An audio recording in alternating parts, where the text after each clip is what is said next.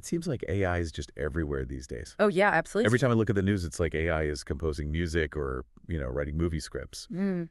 It's wild. But we wanted to do kind of a deep dive, beyond just the headlines about what the real potential is Yeah. and I guess some of the concerns too, right? Exactly. Yeah. It really is such a fascinating and rapidly evolving field. Yeah.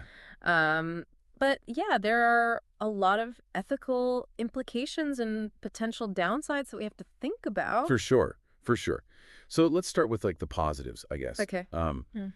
One of the things that came up a lot in the research was all the advances in medicine Oh, absolutely. and like how AI is being used to, maybe analyze medical images and diagnose things more quickly, or maybe even catch things that a doctor might miss. Yeah, and even beyond just medical diagnoses, AI is really accelerating scientific discovery in general. Like, Yeah. researchers are using it to model like complex climate systems And to make more accurate predictions about climate change and, potentially even come up with solutions. that's incredible. And I guess, it makes sense if it could look at tons of data.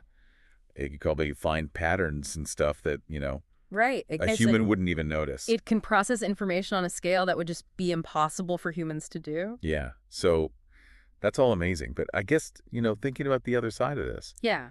what about like jobs? Yeah. Like you were saying, it can diagnose diseases. Right. So what happens to all the radiologists?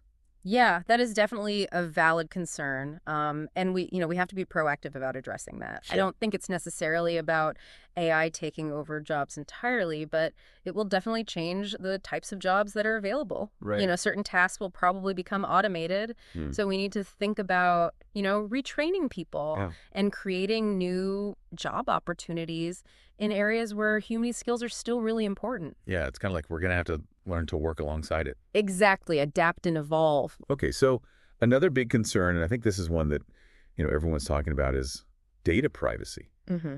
AI needs data to learn. Huge amounts of data. Yeah. But like, where's the line? Yeah, that's a really important question. And AI kind of forces us to confront these big issues about what privacy even means in the digital age. Yeah. I mean, we need to make sure that data is being collected and used ethically with really strong security measures and transparent policies. Yeah. And I think connected to that is this idea that AI can kind of inherit our biases. Absolutely. Like one of the sources talked about algorithms that were trained on biased data and, Right. then they just perpetuate those inequalities. Exactly. And it's really important to remember that AI systems are created by humans. They're trained on data that's been collected by humans, so it's not surprising that they would reflect our biases back at us. Yeah.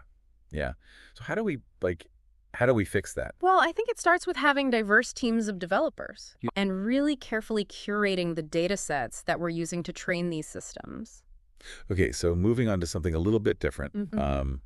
But I know this is something you wanted to talk about. Yeah. AI and creativity. This is fascinating. Right. Can a machine actually be creative? Yeah. Or is it just mimicking what it's seen humans do? Yeah. It's a big question. It really challenges our whole idea of what art is. Right.